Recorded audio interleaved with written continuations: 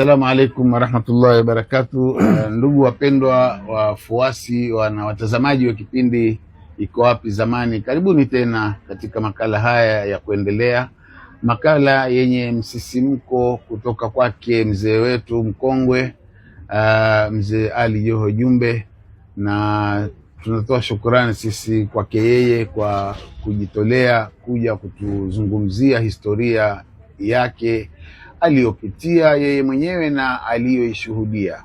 Kwa hivyo ni kwetu sisi kuwa na furaha na kuchukua muda huu kwa makini kabisa kusikiliza yale aliyotuandalia, ili yawe ni somo kwetu sisi na jambo lenye faida. Tunamshukuru Mwenyezi Mungu kwa fadhila hii, kwa sababu watu wa umri wa mzee wetu Jumbe hapa ni fadhila kubwa sana Mwenyezi Mungu kutujalia, kumpa umri mzee wetu mpaka muda huu, ambaye kwa hakika aliishi katika wakati ambao ile historia tulikuwa tuihitaji sana tuwe nayo. Lakini kwa bahati nzuri ama mbaya, waliotangulia wametangulia, Mwenyezi Mungu awarehemu. Lakini ama kwa mzee Jumbe hapa basi, na ni mtu ambaye mimi namuaminia kulingana na ufahamu wake na hali yake anavyoyakumbuka mambo, ni jambo ambalo mashallah, jambo zuri. Tunamwombea Mwenyezi Mungu azidi kumhifadhi, ampe afya njema na tuzidi kufaidika kutoka kwake. Mzee Jumbe, karibu katika kipindi chetu. Assalamu alaikum warahmatullahi wabarakatuh. Alaikum salam. Mimi jina langu kamili naitwa Ali Joho Ali maarufu Jumbe. Nazaliwa 1943. Nazaliwa hospitali ikiitwa Lady Greed, ambayo sasa ni health department ya county, karibu na KFA pale. Nafikiri kila mtu anaweza kujua hiyo. 1943 nilipozaliwa, nikaishi Mwembe Tanganyika, nikaishi Sidiria, nikaishi Mwembe Kuku, mpaka wakati nishakuwa mtu sasa nasoma Arab School, nasoma chuoni kwa Maalim Said Saleh Majengo, na mskuli nasoma Arab School. Zamani hizo ilikuwa ni mwaka wa 50. Sasa tukizungumza habari ya football, miaka hiyo ya 50 ilikuwa timu zilizokuwako ni timu za Coast, Faisal, Luo. Hizi timu ni za zamani sana. Hawa Luo mnaowaona, msifikiri Luo kutoka Nyanza, Luo wa Mombasa wateza mpira kama vile watu wa Mombasa watezavyo. Kwa hivyo hizo ndizo timu za zamani, na timu zenyewe kama Coast ilikuwa timu moja kali sana. Ilikuwa na line-up nzuri sana. Ilikuwa line-up yao, yuko goalkeeper wao yuko kijana Kibajala aitwa Asman Dada.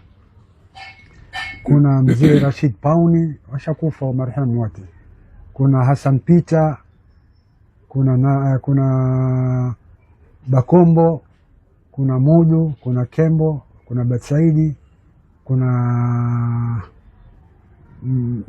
Batsaidi na mwingine huyo Hassan Peter alikuwa left wing huyo. Sasa hii timu ilikuwa kali sana. Faisal nao timu yao pia kali. Faisal ilikuwa na player mmoja akiitwa Msomali. Sana.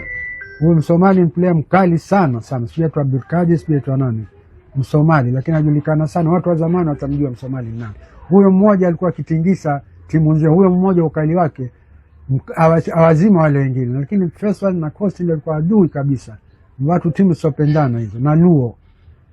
Wakati huo 1950, katika 50s ilikuwa lineup ya Coast ilikuwa ni kama hao: Bakombo, Mudu ni player mmoja mzuri sana, controller. Ukitizama mpira, ukiwatizama hao utaona raha. Sio mpira wa sasa. Mtu ukienda mpirani unataka uwe na roho ya raha. Sasa kina Mudu alikuwa akikufurahisha. Maremba Saidi akikufurahisha kwa ile zawe anaocheza, namna anavyocheza. Na hiyo wakati huo walikuwa player wengi ni wazuri. Sasa ukija kwenye national team kama Kenya team, ilikuwa Kenya team kali sana. Na si Kenya team, hata Uganda ilikuwa kali sana. Tanganyika pia ilikuwa kali sana. Ilikuwa timu nzuri zote. Ukikutajia player individually, kila timu ina player wazuri. Kwa mfano kama hii lineup ya Kenya team, ilikuwa goalkeeper aitwa Steven Ochenge, ni goalkeeper mzuri. Fullback aitwa Musa Makwangula, fullback mwingine Musa Alibabu. Halfback halfback mmoja ni George Tuma, halfback mwingine Lugonzo. Center half alikuwa ni nani aitwa center half aitwa Mbona potea center half, let's say twende mbele. Right wing alikuwa ni Levi, left wing, right wing alikuwa ni Munyale Upich, inside right alikuwa Shem Chimoto, center forward alikuwa Elijah Lidonde, inside left alikuwa Umaru Kumu aitwa Wembe, left wing Levi Khayali. Ushaona, ilikuwa ni timu moja very strong. Na Uganda nao pia iko very strong. Maana kupambana watu hao wawili, wewe mwenyewe utajua kama mpira wacheza. Maana Uganda walikuwa na player mmoja akiitwa Sanaburia, mwingine akiitwa Masajage, mwingine akiitwa Kalibala, mwingine akiitwa maana Kalibala ni left wing. Na Kenya nao walikuwa pia wana right wing mwingine akiitwa Kadenge. Sasa ukiangalia watu wa zamani wakizama mpira kama yule Kalibala alikuwa left wing. Kalibala maana yake mtu wa balaa. Ile maana ya kijana Kalibala ni mtu wa balaa. Akishika left wing stadium nzima itapiga kelele na yenuke. Na sisi Kenya pia tulikuwa na mtu mmoja vile vile akishika stadium yapiga kelele Joe Kadenge. Sasa ilikuwa game mwenyewe unaona walemeana, sio kwa mmoja alemewa. Ushaelewa? Sasa hiyo game ilikuwa ni kama hivyo. Kisha mwisho sasa tukija local sasa. Hapa tulikuwa na Mwingereza. Hapa kulikuwa timu ya Faisal iko. Kuna Faisal walikuwa ni kina Hassan Peter kijana mmoja Zanzibar. Akiitwa Zanzibar. Kijana wa Kiarabu mfupi mzuri sana. Na mwingine alikuwa Zanzibar, alikuwa na center half wao alikuwa ni nani? Center half wao nani? Umari. Center half alikuwa ni center half alikuwa Peter, alikuwa center half Peter, mwingine alikuwa kiitwa Salim Walker. Salim Walker center half. Na Faisal mbele alikuwa wako kina Muungwana mcheza Faisal alikuwa mdogo sana. Unaona? Na player wengine goalkeeper alikuwa Babu, kijana mmoja wa Kihindi. Alifanya kazi Municipal hapo. Goalkeeper aitwa Babu. Coach na goalkeeper wa Kihindi aitwa Asman Dada Badala. Na wale walikuwa na kijana Kibohora aitwa Babu. Na walikuwa goalkeeper wazuri. Sasa kipa manake wa kutumainika. Ikaja mpaka ikifika wakati wao huo walipoondoka, wakaja sasa wakati mwingine hizo za timu za Liverpool. Lakini Faisal ilikuwa kwa vile vile. Maana Faisal ilikuwa kitambo zaidi. Liverpool wakawa na line up nao yao pia nzuri. Alikuwa goalkeeper wao jamaa mmoja akiitwa Hassan Sorabi. Walikuwa na fullback akiitwa Said Bongo. Walikuwa na halfback mwingine akiitwa Marem Mashkura. Kulikuwa na fullback right akiitwa Abdullah Sharif. Kulikuwa na center half akiitwa Nasr Duran. Kulikuwa na Rajab Sumba pia alikuwa ni mmoja katika fullback ya kiteza. Na ukija mbele kulikuwa kuna kina Hamisi Mtoto, Riziki, kuna MSDC center forward, kuna Chuba. Lakini wakati huo ikaja kama bajiko tena wakaja akachukua player wengine, wakachukua player kutoka Uganda aitwa Kadu, player mzuri sana. Ndio wale ukiingia uwandani utakuwa wastarehe, sio kutizama mpira hustarehe. Maana ile Kadu ule maarifa yake alionayo na control ambayo yuko nayo utafurahi, atakufurahisha. Unaona? Hiyo ndio ilikuwa timu ya Liverpool. Na huo nao walikuwa na kina Ambrose, kina Unganya, kina Richard, pia player wazuri sana. Ndio naambia msichukulia hao wajaluo kutoka Nyanza, wajaluo wa Mombasa hao. Ndio. Wacheza mpira vile kama nyinyi wa Mombasa wanavyocheza na wao wacheza zaidi ya hivyo. Na ilikuwa ni timu nzuri. Unaona? Ikatoka that stage ikaja sasa stage yetu sisi ya 1960s. 60 ndio sisi twaja wadogo twaja sasa. Tufungua iko timu yetu Dandi. Dandi line up yao yuko goalkeeper Marhem Dodoma. Yuko center half Ahmad bin Abed, kuna fullback Sultan, kuna fullback Tajidin, kuna wingi bwana mzee inside right Said Mgajam. Unaona? Na kuna Sudi Nyunya inside left, na kuna Salim Juma left wing. Timu ilikuwa nzuri za watoto. Sasa hiyo ni ya watoto stage yetu. Sasa na sisi tuna line up yetu tulikuwa tuko goalkeeper wetu akiitwa Bakari, kulikuwa na fullback mwingine akiitwa Ngala. Sasa nyinyi kama Leeds United. Okay. Sasa kuna fullback wetu mwingine akiitwa Ngala. Huyo Ngala aliendelea mpaka akawa ni FIFA referee.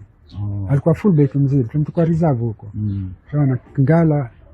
Kisha tulikuwa na halfback mwingine akiitwa Khatib Khamis, kulikuwa na center half wengine Abdul Zuma marehemu.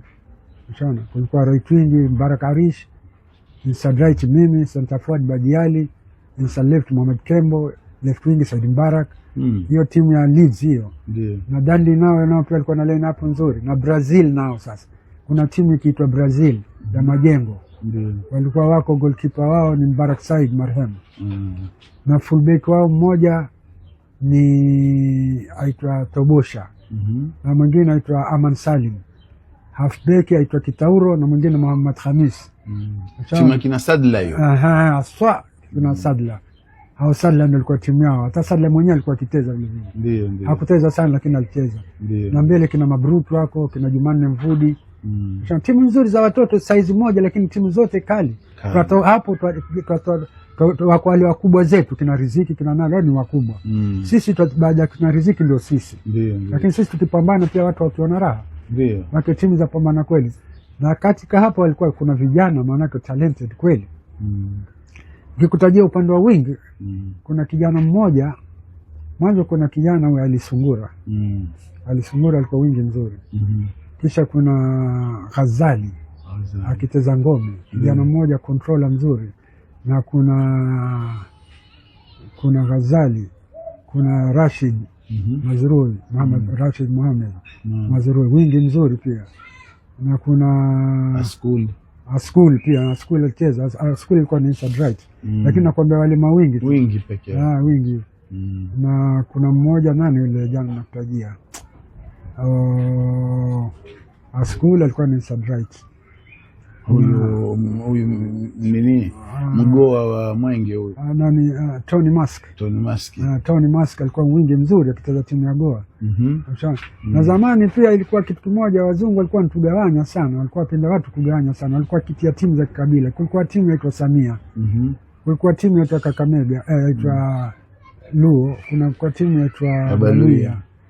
Na kuna timu inaitwa Mount Kenya. Mount Kenya timu ya Kikuyu. Na tena nikiwaambia naambia tena sio wale wakikua kutoka mlimani. Wanzaliwa Tononoka. Goalkeeper Mwangi ni best goalkeeper. Kila timu ilikuwa kimtaka mtoto Kikuyu. Na kuna linkman halfback aitwa Kibera. Kibera mzuri, kila timu yamtaka. Ni wengi walikuwa wazuri. Ina Murioki kina nani, lakini ni watoto hapa nzaliwa Majengo Machura. Unaona? Ndio. Sasa hizo timu zilikuwa hapa na hizo timu za watoto hizo ni ile standard ya ikitoka ile kina Mwenge ndio tukaja sisi. Ndio. Tukatoka kina Mwenge tukaja sisi. Naam. Tukaa sasa ule mpira uko vizuri Mombasa. Unaona? Baadaye tukitoka sisi ndio zikaja hizo timu. Nilikuwa ziko timu nyingine ndogo kama timu moja ikiitwa Doncaster. Ilikuwa timu ya Buraya. Ina player wazuri. Na jana na kama ninavyokuambia wazungu walikuwa wakigawanya watu kikabila. Ndio. Kulikuwa siku nyingine wakitia game za African, Asia na Arabs. Ndio. Wake wa Afrika mbali wa Arabu namna hiyo. Unaona? Kisha pia na hapa palikuwa na timu za kijana Kiarabu kama ilikuwa iko timu inaitwa Turki. Na nyingine Young Arab. Young Arab pia walikuwa wazuri. Na Young Arab ni wa affiliate na wale hawa wa Yemen. Young Arab na hawa ni nini? Hawa kina Young Arab na Doncaster. Wake timu yao ya Arabu. Ndio. Goalkeeper alikuwa mmoja aitwa Kenya. Goalkeeper. Na fullback ni Keameru. Fullback mwingine Salman Isa. Right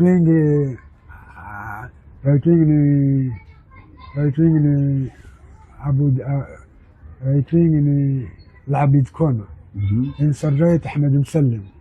Center forward Zula. Inside left Barakor. Left wing Farjalla. Vijana wa Kiarabu wa Buraya hao. Na timu kali. Nyuma kuna kina Swabi. Swabi halfback ushaona. Na goalkeeper wao akiitwa Kenya. Nikuulize swali moja. Wakati huo mchezo ukichezwa michezo mikali kulikuwa na matangazo kama ya redio hivi ama ilikuwa hakuna? Ilikuwa hakuna. Mara moja ile matangazo ya redio yako katika hiyo Gossage Cup, ile mpira mkubwa. Ndio. Lakini hii yetu midogo ilikuwa hakuna. Lakini zamani ilikuwa hiyo mpira mkubwa ni Gossage Cup kama yule niliyokuambia. Ina Uganda, Tanzania, Tanzania na Tanganyika na Zanzibar. Zanzibar pia alikuwa na kina Abdul Hamid goalkeeper mzuri. Kuna Bobea goalkeeper mzuri. Goalkeeper kiitwa Katembo. Pia goalkeeper wazuri sana. Na katika goalkeeper alikuwa wazuri. Na katika Tanzania kulikuwa na Kitwana one of the best goalkeeper. Sana. Na hapa zamani hapa walikuwa na mtu mmoja goalkeeper. Maana kama goalkeeper hapa wazuri ilikuwa ni mmoja kiitwa Munyamisi. Ilikuwa jamaa kifupi kitamu, watu wakimuita Kiburue, aruka kweli kweli. Sawa. Kisha kuna Albert Kastana. Kisha akaja kina Mahmud Mohamed. Kisha akija Mahmud Abbas. Ndio. Sasa kama sisi Wananyuki tuliproduce, tumtoa manake kama yule Mahmud Abbas atoka Wananyuki alikwenda Kenya team. Mahmud Mohamed atoka Wananyuki alikwenda Kenya team. Kadir Farah atoka Wananyuki alikwenda Kenya team. Badiali Wananyuki alikwenda Kenya team. Rashid Mazrui alikwenda Youth Kenya. Hii player watano toka katika Wananyuki. Na sisi wenyewe tu tulikuwa tuwapuzi, maanake hatukufuatilia sana. Lakini pia tungekuwa tumfika mbali sana. Mimi mwenyewe nilikatwa kwenye ile squad. Unajua kwa nini? Ilikuwa kulikuja kocha aitwa Krutson. Huyo kocha Mjerumani mzuri kweli kweli. Na jamaa mmoja tafu watisha mzito.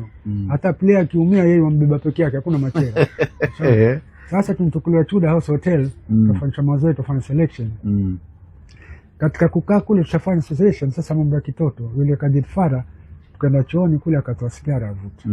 Sasa akavuta sigara, kisha ile sigara nikampa na mimi akanipa. Ile akinipa mimi kivuta mwisho wa kwanza, mwezi wa pili kocha huyo. Anafika and go right now, sasa hivi. Sasa hivi ondoka. Sasa hivi. Yule mwenzangu akasave, maana alikuwa shaondoka. Sasa ili tukosesha mengi mambo ya masigara. Shaona bwana, nikafukuzwa. Shaona wenzangu wako pale wakafanya training, ndio wengine wakenda. Ndio. Sasa mimi nikwambia kwa ukweli, wallahi kwa jina la Mwenyezi Mungu, hivi sasa ikawateza Kenya team na stadium iko wazi, mimi siingii. Maana sitostarehe. Najua mimi. Ndio. Itakuwa kama tazama Gladiators. Haikufurahishi. Haiwezi, siwe nakwambia, hata ikawa stadium bure iko wazi siingii. Hata mimi najua mpira. Najua ile matokeo ya mpira namna gani. Najua shateza sana miaka. Nateza karibu kuanzia 1959 mpaka 1941. Waujua mpira mzuri ni upi na mpira usiokuwa na maana ni. Na zamani watu wakenda kama wewe ukenda, wewe enda mtizama, nasema enda mtizama Mudu. Salam. Mtizama Mudu. Wenda kwa binafsi kumtizama mtu fulani atakufurahisha. Mwingine enda mtizama Mdanzi, mwingine unaona? Ndio. Kila lakini sasa siku hizo utamtizama nani? Kwa hivyo mimi hasa kibinafsi siwezi kwenda kutizama hata stadium kwa wazi. Siingii kilinganisha pia zamani na sasa. Na hawa nikwambia kama Mount Kenya. Ni Wakikuyu lakini si Wakikuyu unawajua, si Wakikuyu wa Mount Kenya wa Mlimani. Wakikuyu wa Tononoka. Wateza mpira zaidi ya watu wa Kiswahili. Wazuri maana kwa pambana vizuri. Unaona? Na Jaluo pia, Jaluo hiyo sio Jaluo ya Nyanza, Jaluo ya Mombasa. Unaona? Ilikuwa timu ziko vizuri sana. Na wachezaji wengi na hisi walikuwa wakiteza bila viatu pia. Hapo sasa ndio pamoja nitakwambia. Mimi siku nyingine niko second division nacheza. Katika selection mimi nikachaguliwa Mombasa Combine. Lakini nilikuwa hatuna viatu, tutacheza mguu chuma. Na hiyo kuchaguliwa ilikuwa tutacheza na wazungu watoka Melini. Wazungu wana viatu. Sasa mimi nikaogopa, nikakimbia. Maana naogopa ile wajua tulikuwa hatuna viatu. Na mzungu ana viatu vina screw. Nati zile. Nati zile. Sasa mimi sikwenda, nikikimbia. Na jina langu linitaja lakini sikwenda. Sasa lakini zamani ilikuwa kuko vizuri kwa shauri player wenyewe mwanzo kitu kimoja, player zamani alikuwa akipendana. Player Baghani amjua player Big Road. Kumfiwa Baghani player wote watakuja zini. Ilivyokuwa zamani. Ndio. Player maana wajuana, player Tononoka mpaka wale Kikuyu, kila mtu wajuana na player. Ule umaarufu mkuu kwa mpira. Ndio. Lakini sasa ukiangalia sasa football ya sasa, mimi hata tunasikia Bandari hata sendi, maana si riziki na standard ambao wanacheza. Ukilinganisha hiyo ya zamani na hiyo ya sasa. Kwa hivyo sijui kama kutakuja improvement, lakini mimi naona so far ukiangalia Bandari ndio timu. Bandari haijakuwa timu kali ya Mombasa. Haijakuwa. Timu kali zilikuwa kwa Mombasa. Maana kama Faisal alichukua FA Cup, walichukua National League ile ya Kenya nzima 1965. Zasra walichukua. Na goalkeeper kina Kitwana. Na kina Jimmy Linden, kwa mzungu aitwa Jimmy Linden. Ndio. Nzuri sana. Kama mimi nakwambia kama wingi wale. Nakwambia kuna mawingi nikikutajia kama 7 wote wazuri watakufurahisha. Chapo Chapo ni mmoja nilikutajia. Chapo right wing Ghazali, Sungura, ushaona, Rashid Mohamed, ushaona, na kuna mwingine kijana mwingine Kaloleni aitwa Said Dushe, kuna Labid Kona, wadogo lakini wingi wazuri kabisa. Na ukija upande wa left huku nao pia wako wazuri, kuna Said Badi, kuna yuko mmoja lakini mkubwa huyo aitwa Robert Samuel, lakini huyo ni mkubwa, huyo anachezea national team. Robert Samuel iko wakati national team alikuwa karibu watu 7 kutoka Mombasa. Watu 7, Amrani na mita Amrani, Nasir Omar, Riziki, Robert wankwambia, Ahmad Umari, Said Bongo, walikuwa wengi, walikuwa na nani mwingine, na goalkeeper Kastana. Kulikuwa na goalkeeper mzuri sana Kastana. Hawa watu 7 walikuwa wakicheza Kenya team siku hizo. Kwa Mombasa inatoa player na kila mtaa ulikuwa una timu kadhaa. Kila mtaa, wewe ukaenda Sarigoi competition kabisa. Ukaenda kule Sarigoi kuna Sunderland. Ukija Kuze kuna Dundee. Ukija Mombekuku kuna hiyo Leeds. Kuna champion pale. Ukija kule Jua Kali kuna nini Kanyageni, kuna champion. Ukija Guraya kuna West Ham Doncaster. Ukija kule Majengo kuna Brazil. Ukija huko kuna Hotspurs. Kila mtaa, na Pakistan ndio kuna hao watoto wa Mount Kenya. Itatononoka ile. Ndio. Na chuda ndio kuna Luo na nani. Ilikuwa kila mahali kuna mtu, lakini kitu kilichokuwa kipendeza, player mmoja ukisikia player nkufa, player wote utaona kwa stadium. Player wote. Umoja huo ulikuwa hapo. Ndio. Watu kupendana. Kupendana. Huo watu wote, maana akisikia mtu mkufa, watu wote wana Naam. Sasa wakati huo, lakini sasa ndio nikakwambia, kwa mfano kama ninakueleza habari ya kuzaliwa pale Lady Vista. Na zamani ukizaliwa pale, lakini kuna hospitali kubwa ambayo watu huenda kwa zile sindano za kitoto. Ndio. Yaitwa Native Hospital. Native Hospital ni pale Posta. Unaona? Na ile Posta ilikuwa iko mtaa Makadara. Native Hospital iko Makadara.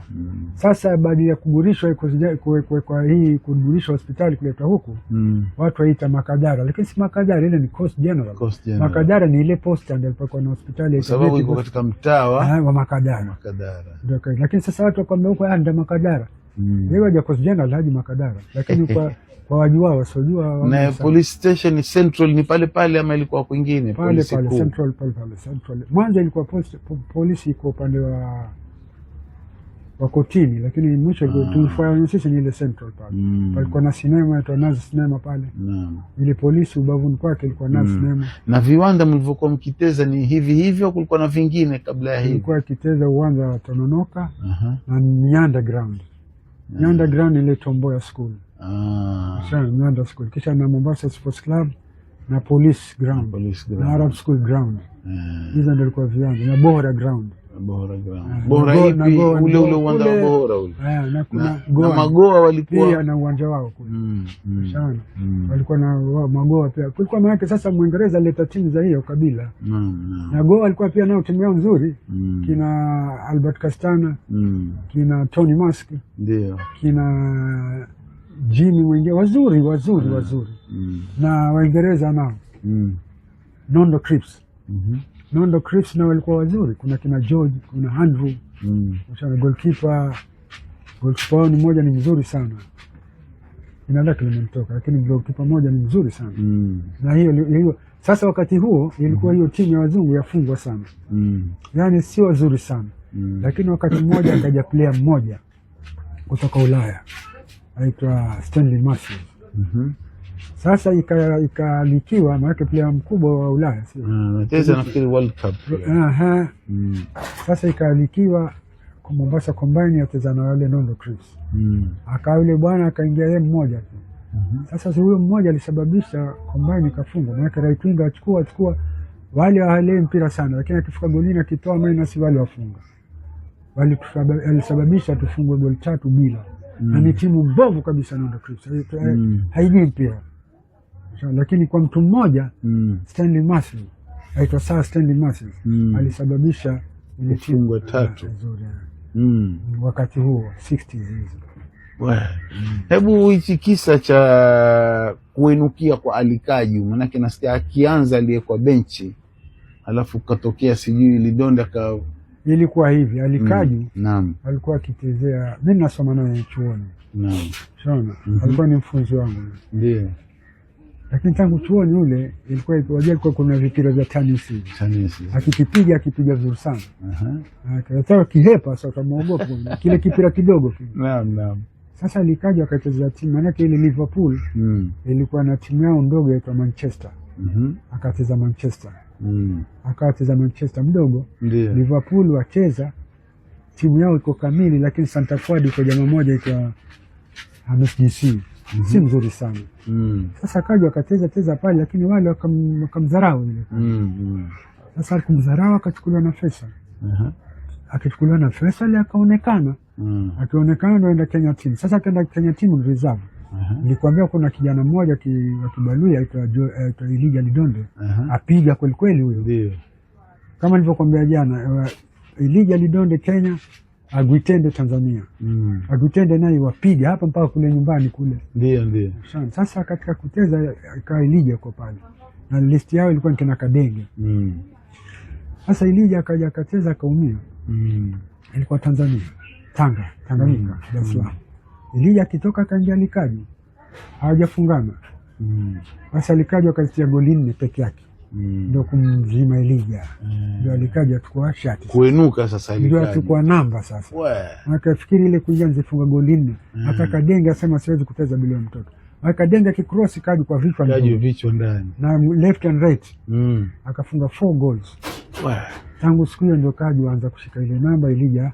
Akwisha Elijah. Alimzima kabisa. Sasa ndio kuinuka kwa Alikaji. Na wengi wanainuka hivyo, maana sasa kama, lakini si player wetu wenyewe tu walikuwa akili zao si nzuri.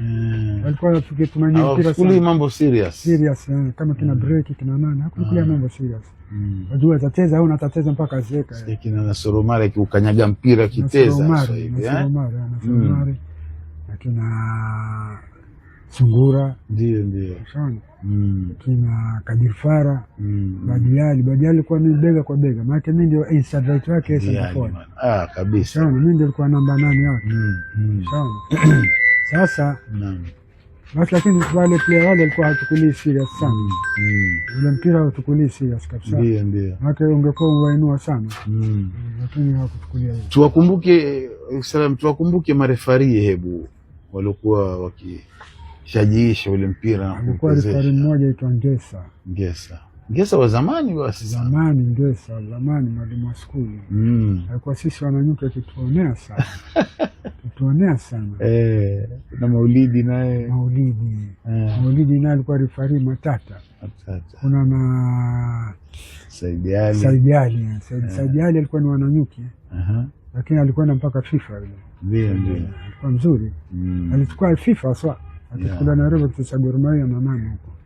Ile timu za nje kutoka Ghana alikuwa akiaminika. Na tulikuwa na fullback na kwambia Twangala. Alikuwa linesman mzuri sana pia. Lakini Saidi Ali atoka kwetu, matunda yetu yale. Sawa. Lakini Ngesa alikuwa mwalimu. Ndio. Ngesa alikuwa mwalimu. Akituonea sana. Ngesa. Hata siku moja tukavuka tunacheza Likoni, Ngesa akawa na basikeli yake feri. Tukataka kumtia kwenye bahari. Kama kalia sana. Akakuwa akili za kitoto zile. Ndio. Waka tuonea. Kwa shauri yeye alikuwa ni mwalimu. Sasa na sisi ni wanafunzi. Akituchukulia vile katika mpira. Naam. Na administration walikuwa wakisimamia. Alikuwa kuna mmoja Isa alikuwa Mombasa District Football Association. Alikuwa secretary, kijana mmoja Daudi sijina. Isa. Na alikuwa kuna Ray Butler. Ambaye alikuwa in charge mzungu huyo. Kwa kila kitu. Sasa kulikuwa kuna uongozi wengine wakipigania kina Limakwere au kina nani wakipigania uongozi. Sawa, na watu wengine kina Maalim Abbas. Babake Maalim Abbas. Sawa, walikuwa wako hao. Watu kama hao. Na wengine walikuwa nani, Juma Ferunzi. Juma Ferunzi. Juma Ferunzi pia mchezaji mzuri sana. Alikuwa akicheza Chelsea, center half mzuri sana. Na kuna Salim Ferunzi. Pia timu ya Chelsea hao. Walikuwa wazuri pia na wao. Ndio. Kuna Ali Bakari. Kama Ali Bakari mmoja controller mzuri sana. Ukiangalia na kwamba kuna watu waweza kuingia kule ukaenda kufurahi. Kwa burudika roho yako. Sio kwenda kuingia sasa. Ndio nikakwambia sasa hata bure singii. Hati Bandari ndio nikatazama, siwezi kutazama Bandari. Huoni chochote. Mimi naona hawaelewi mpira bwana. Kukwambia kweli kulingana na mpira. Wake zamani watu wakienda waona raha. Wewe mtu wewe wajua fulani ndio wajua mimi naenda doa yuko mudu pale mtakwenda mtazama. Mwingine anaenda yuko mdanzi pale. Sasa watu enjoy vile sio, lakini sasa ni hivi tu. Kuna kikombe chochote katika wakati wako mkawahi kushinda ama? Kikombe tulishinda knockout cup, tuliwafunga Faisal wananchi. Tuliwafunga Faisal. Na kikombe tulichukua ligi, tulipokuwa second division tukawafunga Doncaster wale. Tuliwafunga goli 3, Faisal tukawafunga 2. Hivyo vikombe tulichukua hivyo. Ndio. Vizuri sana wallahi, vizuri sana. Umetu brush vizuri zile memories. Na inshallah yatakuwa ni mambo ya faida kwa kizazi kijacho, wajijue watu walikuwa vipi. Kabisa. Ndio nikakwambia watu watukulia kama wachukulia timu za kibara, afikiri sio bara wale bwana. Mabara hao kina Mwangi ambao tulikuwa tukicheza naye sisi. Tufanya naye kazi. Na ni one of the best goalkeeper nakwambia. Kama huyo Kibera halfback utafurahi. Utafurahi, kijana Kikuyu mdogo lakini mzuri sana, linkman. Ndio. Lakini nani Mount Kenya? Unajua mzungu alikuwa gawanya watu kabila. Ndio. Kulikuwa na masapota wenye ghera bana, kina Federation. Masapota na ghera kweli. Ana ghera sana. Nasikia kuna bwana mmoja aliwahi kuweka nyumba yake rahani mpaka akafa kwa sababu ya mambo mpira. Nyumba kwa nyumba wakafungwa bwana. Chini naye. Mimi nafikiri basikili pia nao waweka watu rahani ile. Basikili yako na basikili yangu? Tuweka. Watu walikuwa namna hiyo, watu bitiana, lakini ilikuwa mpira uko na raha sana. Na standard ilikuwa kubwa. Mimi sasa siwezi kwenda natazama kwenye TV. Lakini kwenda kwenye ground si. Mashaallah. Wallahi alhamdulillah. Shukran sana bwana. Umetupa neno tumalizie kipindi chetu, hebu kucompare sasa zamani na sasa. Sababu sasa hata kama kweli huendi, lakini wapata ripoti inavyokwenda. Vipi talent imeshuka chini, viwanda hamna. Sasa kwa hakika kuambia kweli, licha hizi timu zetu ndogo, hata Kenya timu haiko ilivyokuwa. Ndio. Kenya timu ilikuwa kali. Wakati huo ni Kenya timu kweli, lakini sasa hii hawana guarantee. Naweza kuja hapo kwa wafungwa zaendi, lakini Kenya hawana ule ubingwa. Sasa ndio nikakwambia hata Kenya timu ikiwacheza ground ikiwa wazi siingii. Maana mimi najua mpira. Afadhali niseme kwenye TV, lakini hakuna mtu ile atakuwa na talent. Mimi mwenyewe nione raha. Sendi kuenjoy maana. Nilikwenda last game mwisho timu za Mombasa Youth nini.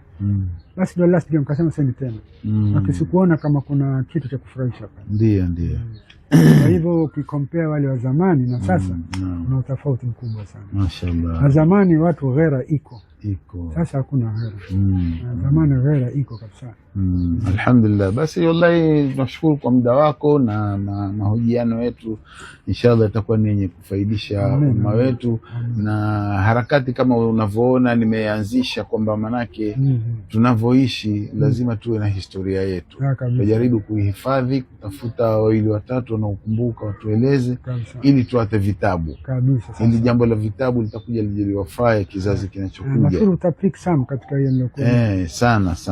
Tutakuwa story yako vizuri na tupe nasaha yako sisi, manake kuna mtihani mkubwa pia kupeleka haya mambo kwa sababu si jambo dogo. Kama unavyoona shughuli na shughuli zako, uende kwa huyu kusanya historia uiweke, ni jambo ambalo linataka pia watu kusaidiana na kutiana moyo. Kwa hakika mimi naona upate msaidizi pia. Alhamdulillah. Uko peke yako kazi kubwa. Wache watu kama wawili hata, lakini wasaidize sasa kusaidia. Wako jamaa mashallah wakijitokeza kusaidia hata kwa mawazo pia, mashallah kwa kifedha na mambo mengine kama hayo. Kwa hivyo inshallah tuomba Mwenyezi Mungu atubarikie jambo letu hili liwe ni jambo la kuwarudisha watoto wetu, jambo la kheri, at least wajue kitu gani kilitokea. Naam. Kwa hivyo wasikilizaji wetu, shukrani sana kwa kuwa nasi, na tunataraji kwamba mtazingatia haya yaliyozungumzwa, tujaribu kujenga mujtamaa wetu katika siku zijazo. Na mpaka hapo tunasema assalamu alaikum wa rahmatullahi wa barakatuh. Shukran.